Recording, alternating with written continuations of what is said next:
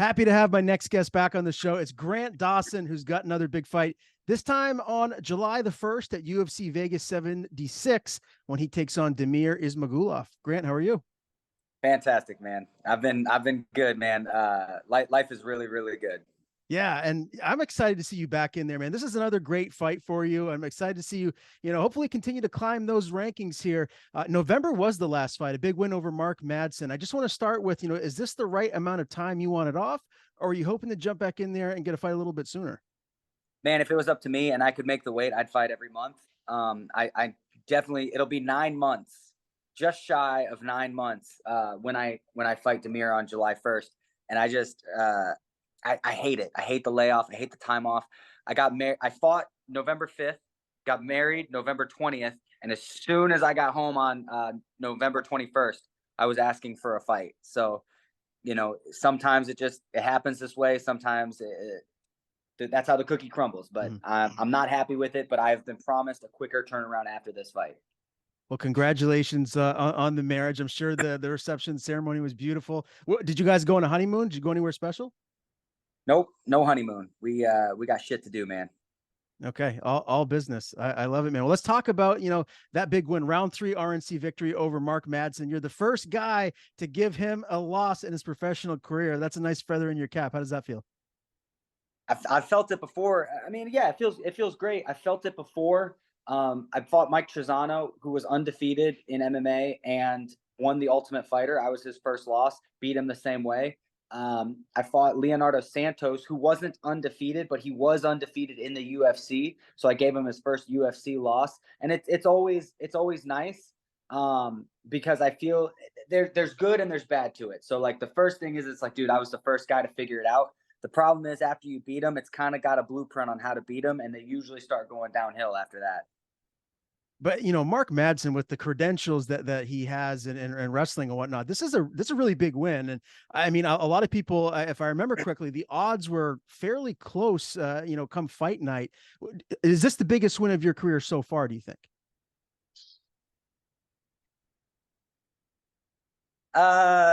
It's definitely my best performance. If you want to talk about the biggest win of my career, I think that the biggest win of my career was Leonardo Santos. I knocked him out with 1 second left. I can't talk today. Left. I knocked him out with 1 second left. It was the first time I had faced some real adversity in a fight, and I wasn't sure if I was winning. And it was definitely the start of me moving to American Top Team. So for me, that was a big point in my career. And I was lucky enough to learn the lesson that I needed to make changes without coming off of a loss. I got the win with 1 second left, and I was winning on the scorecards. I just didn't know that, and that is my most proud victory. Okay, that's a great one. That was a great performance, big win there against another tough guy. Well, with all this time off, Grant, in between fights, how much better are you now versus the last time that we saw you? Man, it's night and day different. I'm telling you, the Grant Dawson now would destroy the Grant Dawson November 5th, and I'm not just saying that. I'm getting better every single day with my team at American Top Team. I am going with the best guys in the world every single day, and I am right there with them. So it's definitely building my confidence, and it's just one of those things where it's frustrating because I want to show everybody else how good I'm getting. Well, if this means anything to you, I was talking to a buddy of mine earlier today who's a huge MMA fan, and we're going down to a casino here in a couple of weeks for the next UFC pay-per-view, and we can bet. I mean, you guys can't bet because obviously you're in the UFC. That's frowned upon. You'll get in big trouble for it. But when I mentioned your name, he's like, "Oh man, I love that guy. I feel like he's going to be a future champion." And a lot of people feel that way. I mean, how good is that to hear? And are you starting to hear that more? Every fight that you have. Yeah, first off, that means a lot to me. Tell him I said thank you. That really does mean a lot to me. And yeah, man, it's really nice to hear. How do I say this with being nice? When casual fans say it to you, it does mean a lot. But a lot of the times they're just saying it because you're right in front of them. You know what I mean? But when other fighters and other coaches who have been at that level and fought for that thing that I'm trying to get start saying this kind of stuff, it really builds your confidence, and it really just shows that you made the right decisions in your life. I have been trying to be a world champion in the UFC since I was 15 years old. I have made so many sacrifices. I have moved my family. I've sold my house. I have lost girlfriends. I've lost friends. I've lost a lot of friends this last year, a lot, and it's all worth it to become a world champion someday. So that really does mean a lot to me that these people are saying these kind of things. Yeah, yeah, no doubt about it, man. Well, obviously you're at ATT now, one of the absolute best gyms on planet Earth. You made the move from Glory MMA. As far as this camp goes, man, who have you had around you mostly? Who you've been working with the most for training partners? I'm always working with my boy Tiago Moises. I've been working a lot with Neto. He's getting ready to fight Arman Sarukian. So it kind of worked out because he's fighting a grappler and I'm fighting a striker. So that worked out perfectly. I'm working with Chris Duncan. He just got back in for his fight coming up. So I'm super excited to start working with him. And then my boy Dakota actually gets here on Saturday. Dakota Bush, he's going to be coming in to help me get ready too. And then there's always, you got Dustin Poirier in the room. You got Bo Nickel, my buddy George from Penn State. He's up here with Bo Nickel. And so, dude, there's just endless amounts of talent in this room. That's why this room is so good. It's like you look around for the rest round and then you realize you are the rest round. And it's just like, wow, this room is so good. Yeah, I can only imagine. I got to ask you about Mike Brown. I'm from Maine. Mike Brown's from Maine. We have some mutual friends. What is it like to have him as a coach? I know he's one of the best in the world, and I know you've been getting some one-on-one, some private working with him. So what has that been like? What kind of a coach has he been for you so far? Man, you said that wrong. You said he's one of the best coaches in the world, and you should have said he is the best coach in the world. Mike Brown has been performing, been getting guys to that level since day one, and I think it's one of the situations where he's such a good coach that people just don't want to talk about him anymore because it's it's obvious how good he is, man. Like every champion that has come out of ATT has worked with Mike Brown at some point or another. It's absolutely amazing, and he was kind enough to take me under his wing pretty much the first month that I got there. I just asked him, I was like, hey, what do I got to do to get on your schedule, man? He put me through some rounds. He saw potential, I hope, and it's really great to have him there. It's really great to have a mind like his in the corner. I've never met, I shouldn't say that. I've very rarely met somebody that is as nerdy about MMA as I am, and Mike Brown is one of them. Did he still throw down? I'm sure he can, but does he ever do any sparring with you guys? Every day. Every day. Yeah, he gets down, man. He gets down. He's sparring with somebody. He's grappling with somebody. I've rolled with him, and dude, the dude has not lost a step. He has got it. Wow. That's impressive right there. I mean, what is he, 45 now? I think he's older. I'm not sure. I think he's close to 50. I could be wrong. Don't hate me, Mike, if I'm absolutely wrong, but I think he's getting up there, man. Okay, yeah, fair enough. And hey, and as far as just like the life adjustments moving to Florida, I got to imagine you're settled in now, you're in a routine, things are normal, but how long did that take just to kind of get settled into everything, your new normal? Man, sorry about that. It didn't take long because I think we had the adrenaline of being in this amazing state in this amazing gym and with these amazing people. And so it's just been like, it's almost like the honeymoon stage where it's just like, we're so in love and like, we can't stop talking about each other. And you hang up first type of relationship with the gym and with the team. And I'm going to be honest, man, I've been here for almost a year and a half and it just hasn't gone away. Like every day, my wife and I wake up and we're just like, holy shit, we live in Florida. We train at the best gym in the world. We get to hang out with Dustin Poirier and Jorge Masvidal on a regular basis. Like, who else can say that they're living this type of life? It's absolutely amazing. And I could not be happier with the move. And I'm going to be honest with you, I wish I had made it when I knew I had to. Okay. Yeah. Man, did you go to any Heat games? I'm a diehard Celtics fan. If I don't know if you can see it and back of me, but I'm still brokenhearted about my Celtics losing to the Heat. Are you getting into the Heat now? Are you going to go to any finals games? I'm not even quite sure what sport you're talking about, dog. Basketball? Oh, I don't watch basketball. Nothing. Okay. Oh, fair enough. Fair enough. Let me ask you this though, Grant, and this is kind of an awkward topic, but I feel like if I don't at least ask you, I'm going to catch flack for it. So you could say next question if you want. But have you talked to Kevin Kroom or Tim Elliott? I know that situation is kind of a mess. Have you talked to anybody and just overall, you don't have to give your thoughts on it, but just had to address it and see what you thought about it, I guess. I reached out to Tim after the whole situation, and we had a couple of words. We chatted for a little bit. Man, I hope the best for that guy. Kevin married them. Like he was the officiant in their wedding, and he was the best man in my wedding.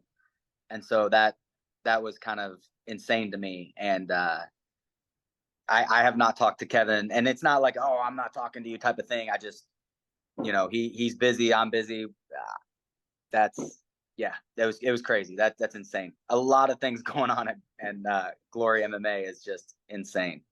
Yeah. Okay. Yeah. Well, again, just wanted to address it. I appreciate you talking about it a little bit. Let's transition, man, to your division, 155, one of the best divisions, if not the best division in the whole UFC. Makhachev is the champion. The Ultimate Fighter just started. Conor McGregor and Michael Chandler as the coaches. Did you watch that episode? And what are your thoughts of how good you think this season could be? Man, I did watch the episode, watch the entire episode, and I actually think that this is going to be the best season since Chael Sonnen and John Jones. I think Chael Sonnen and John Jones was the last real good season of The Ultimate Fighter. You had real talent. You had two really, really good coaches, two really, really good fighters, the right amount of drama where it wasn't annoying to watch, but not so little that, you didn't want to watch it. That's the best season in my opinion, and I think this season is actually going to do the same thing. I'm a big fan of Michael Chandler as a, how do I say, as a fighter, but I know that he's the type of guy that's going to be a good coach too. So I'm actually very interested to see how his coaching goes. If they actually do fight at the end of the season, I know some people have their doubts. Who do you think wins that one? I am one of those people that have those doubts. I actually do not think this fight is going to happen. But if I'm wrong and it does happen, I think Michael Chandler gets knocked out by Conor McGregor in the first. He lunges too much, man. I like Chandler. I think he's a really good fighter, but he is a stylistically perfect matchup for Conor because when he closes distance, it's all lunge. It's not he doesn't use good footwork come in. It's lunge in, throw, lunge out, lunge in, throw, lunge out. And I think that Conor's going to pick up that timing and put him away. Man, we saw what happened to Conor in his last fight. That was one of the most gruesome injuries I've ever seen live. Do you think that he's going to be able to come back from that and get back to the top level where he is, maybe win a belt, or are those days behind him? Those days are behind him. Okay, short answer. I love it, man. Let's talk about UFC Vegas 76 again, July the 1st. It'll be here before you know it. This is at the Apex. Are you disappointed that you're fighting at the Apex and you're not going to be, on a big pay-per-view card somewhere? Man, the only thing I'm disappointed about is that my family can't come. My parents have not seen me fight live since my UFC debut, and that was like 4 years ago. So it's kind of annoying not being able to have my mom and dad there. They've been through it all, and they really want to see me fight live. So that's kind of annoying. But other than that, I like fighting at the Apex. You got the PI right there. The Apex is run like clockwork. You got a nice little locker room. You got everything you would need, all the sports drinks you would need. It's just I'm down for fighting at the Apex. I just wish my parents could be there. Mm. I know UFC Jacksonville is like the week before your fight. Would that have made more sense? Would you have preferred to have been on that card? I begged to get on that card, and it just didn't work out, man. It happens. Okay. Well, Ismagulov, this is a guy very talented. He's got a great resume, 24-2. He's coming off a UD loss to Arman Sukari, and you talked about him a little bit earlier. That's another tough fighter. How do you like this matchup stylistically for yourself? Man, I think it's a good stylistic matchup. Everybody in the top 15 is tough as nails. Everybody in the top 15 is the best in the world. Like, I think the top 15 doesn't get enough credit because you're saying every fighter on planet Earth at 155 pounds, this is the top 15 of them. Like, these are the best fighters out of all of those fighters. and I don't think enough people get, or I don't think the top 15 gets enough credit from the regular fans.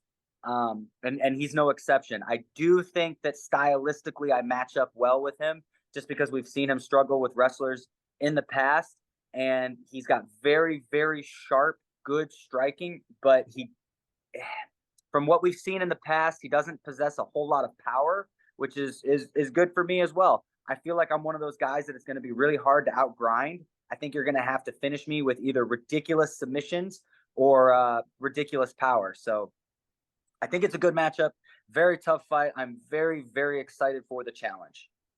Do you feel like this is an assessment that I feel like some people might think about this one, that you kind of grind him down early on with your wrestling, wear him down, and then maybe finish him late? Is that accurate, or how do you see this fight ultimately playing out?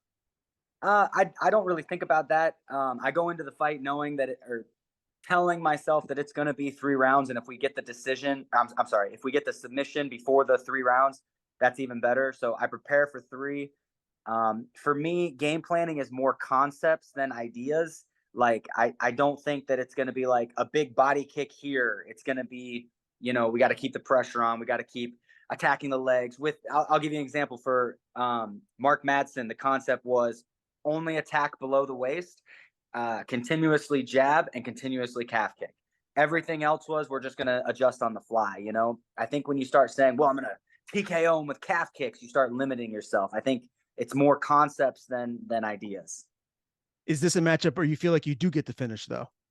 I do. I think that I will be the first person to finish Damir Ismagulov. What's the plans as far as, moving forward here in 2023? Are you trying to fight as much as possible? We talked earlier about, you're not fighting enough, 9-month layoff. So how many more fights can we plan to see you this year? At least one. They promised me I would get one more in. I'm going to ask for the winner of Turner versus Hooker, but right now, Damir is my number one guy. He's the only guy that I'm thinking about. He's the only guy that I want to think about. He has my undivided attention. I understand the stakes of this fight. A win in this fight puts me at big money, big fights, and really, really close to that title. Can't wait to see you, man. Again, July 1st, UFC Vegas 76. Grant Dawson is back in action. Great talking to you as always, man. Before we do sign off, I want to give you the floor. Tell people where they can follow you on social media. If you have anyone to thank, anything to plug, the floor is yours. Just follow me on Instagram, guys. And also I'm doing this series on TikTok called How to Make It to the UFC Using Fight IQ. I think it's just some stuff that young fighters need to know moving forward, some stuff and tips that I wish that I had when I was a young up and comer. So if you guys want to check that out, that'd be great. Check me out on TikTok. Thanks, guys.